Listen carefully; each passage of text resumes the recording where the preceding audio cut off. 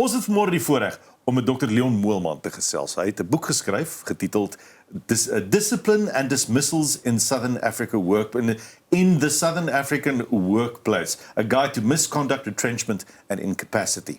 Nou die Engelse boek is natuurlik nou ietsie vir die onder ons wat sukkel om arbeidswetgewing te verstaan en implikasies daarvan in besighede of in jou eie werk prakties toe te pas. En is lekker om daaroor te gesels. Goeiemôre Leon.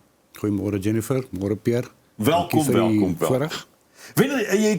Kyk, jy's nou al 'n kenner vir lank in die arbeidsregomgewing en die geskilbeslechting en dies meer. Maar waar dink jy het die behoefte ontstaan om spesifiek so 'n boek te skryf wat kom ons sê maar eerlik, wat die moeilike terme wat in die arbeidswetgewing is, op 'n meer verstaanbare manier en 'n meer praktiese manier uit te lig?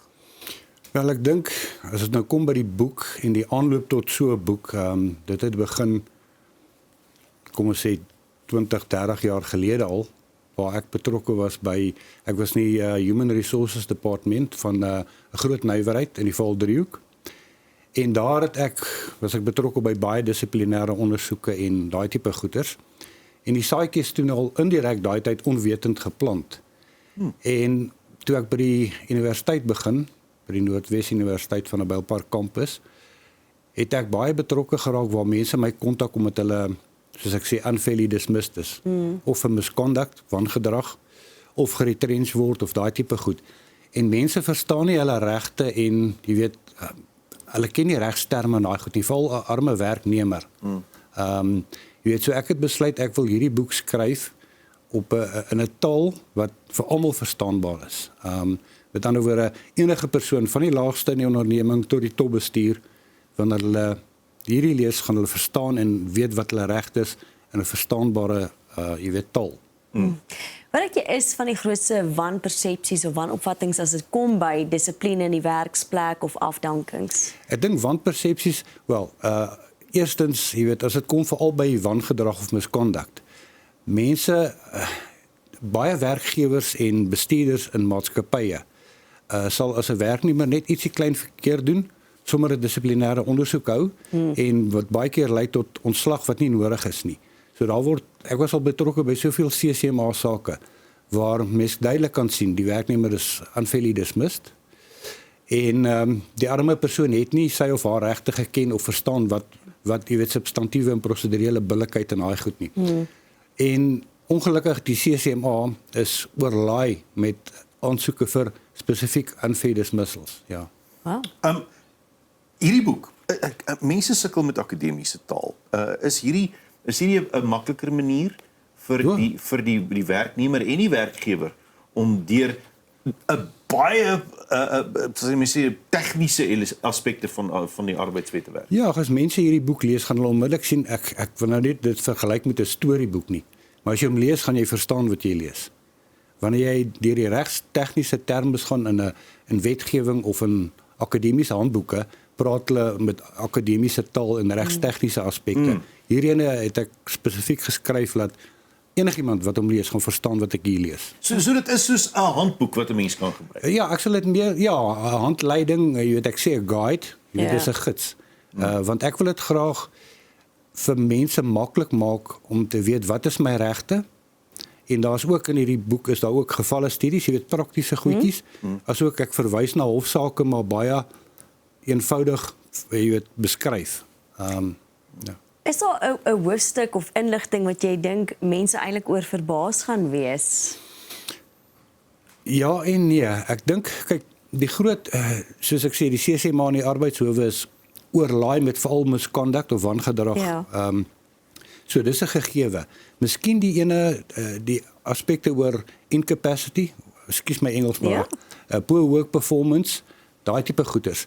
Dit is goed wat 'n mens nie baie in aanraking mee kom nie, maar hierdie gee vir hulle handleiding, so sê net maar, my werk, ek is nou beseer en ek kan nie meer my werk doen nie.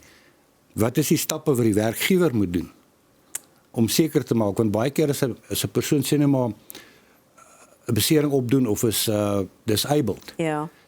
Die werkgewer is veronderstel om alternatiewe werk vir daai persoon te probeer kry, wat hy of sy kan doen, maar baie keer sê hulle nee, okay, jy's nou disabled, die wet sê ek mag jy ontslaan, want die wet op arbeidsverhoudinge sê Jy kan 'n werknemer vir 3 redes ontslaan.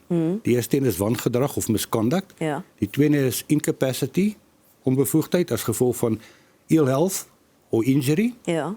En dan die derde een is operational requirements of retrenchments. Okay. En ek dink die boek ook die hoofstukke of die hoofstuk wat handel oor retrenchments is baie waardevol want in Suid-Afrika die afgelope 20-25 jaar. Ek meen jy vat maatskappye soos ArcelorMittal en al die industrieë, hoeveel mense word geretrench. En baie mense ken nie hulle regte wat daar spesifieke stappe wat jy moet volg volgens die wet. En ek beskryf dit daar op 'n verstaanbare manier dat die werknemer, maar ook die werkgewer weet, jy weet wat is die prosedure, hoe moet ons dit reg doen? Want as jy een stapie verkeerd het, dan is daai ontslag of retrenchment unfair of onbillik. Ja. Wat is jou advies vir maatskappye, veral klein maatskappye wat nie altyd die kapasiteit het om 'n HR departement aan te stel nie. Wat sal jou raad en advies wees? Koop die boek. So maklik soos dit nie. Ek dink en ek kry baie daarmee te doen. 'n 2-man saak, 'n klein ondernemingkie met 5 of 10 mense. Ja. Hulle het nie 'n dissiplinêre kode soos groot maatskappye nie. So hulle is eintlik afhanklik van skedule 8 van die Wet op Arbeidsverhoudinge oor dismissals.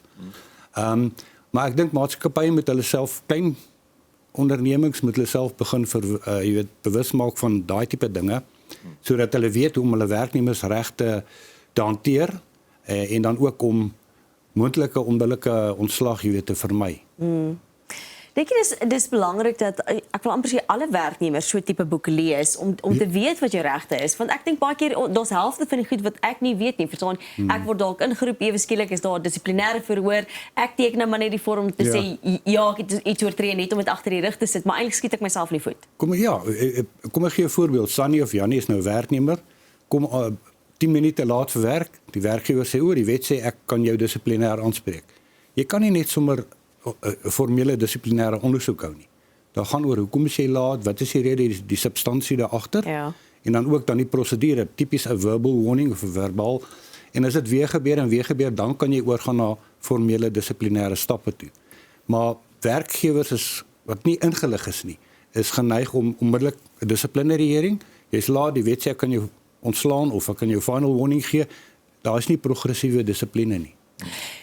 Daai warnings byvoorbeeld wat mense baie keer hoor, okay, 'n warning is uitgedeel want jy het hierdie of daardie oortree, nê?